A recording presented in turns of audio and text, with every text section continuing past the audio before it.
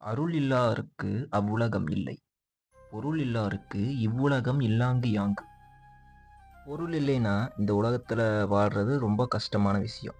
அதே மாதிரி அருள் இல்லைன்னா மேல் நோக்க பதவிங்கிறது கிடைக்கிறது கொஞ்சம் கஷ்டமான விஷயம்தான். எது பொருள் எது அருள் அப்படிங்கிறத முழுசா பார்க்கலாம். பொருள் அல்லவரை பொருளாகச் செய்யும் பொருள் அல்லது இல்லை பொருள். இவன்லாம் ஒரு ஆளே இல்லை அப்படிங்கிற ஒருவனுக்கு அவன் பெரிய ஆளா மாற உதவக்கூடிய ஒரு பொருள் எதுவோ அதுதான் அவனுக்கு கிடைச்ச பெரிய பொருள். அது எதா இருக்கும்? ஐஃபோனா இருக்குமா, இல்லை வண்டியா இருக்குமா, கட்டிலு பீருவா? இதெல்லாம் இல்லை. உன்னுடைய திறமை, உன்னுடைய உழைப்பு, சோம்பேறித்தனம் இல்லாமல் இருக்கிறது.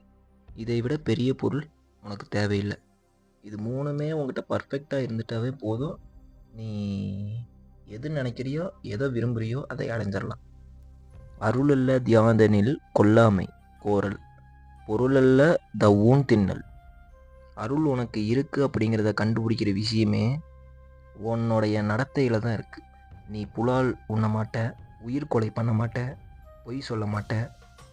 இப்படி நீ இருந்துட்டாவே உனக்கு அருள் இருக்கு அப்படிங்கிறத கண்டுபிடிச்சிடலாம். கைலாய குடும்பத்தில் நீயும் ஒருத்தன் தான்.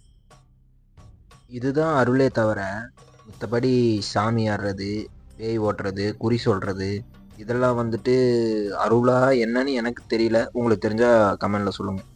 இந்த மாதிரி விஷயத்துக்குமே விடை திருக்குறள்லயே இருக்குது.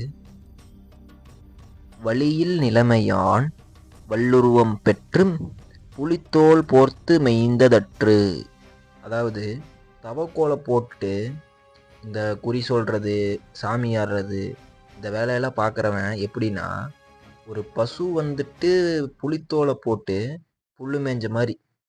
அதாவது வழியில் நிலைமையான், தன் வயிற்று வலி, அதாவது பசிக்காக சாமியார் வேஷம் போட்டுக்கிறது. அதாவது அவங்கிட்ட பொருளும் இருக்காது. அவன் கடின உழைப்பாளியாகவும் இல்லை சோம்பேறித்தனமாகவும் இருந்திருப்பான். அதனால இந்த வேஷம்.